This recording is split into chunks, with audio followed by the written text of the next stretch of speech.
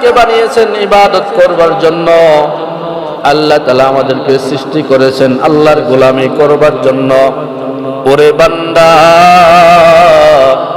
আল্লাহ তাআলা যেহেতু গোলামির জন্য বানাইছেন, আর আমরা যদি গোলামি না করি, তাহলে যেরকম বাতি আলোর জন্য বানানো হয়েছে, বাতি যদি আলো না দেয় ডাস্টবিনে চলে যায়, আমাদেরকে আল্লাহ গোলামির জন্য বানাইছেন।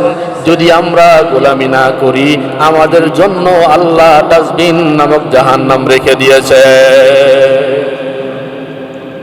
জাহান্নাম রেখে দিয়েছেন যদি আমরা গোলামি না করি। এই জন্য উঠতে বসতে খাইতে দাইতে ঘুমাইতে শুইতে সব সময় গোলামি চলবে কার? আল্লাহর। আল্লাহর নামটা একটু জোরে বলি, গোলামি চলবে কার? আল্লাহ।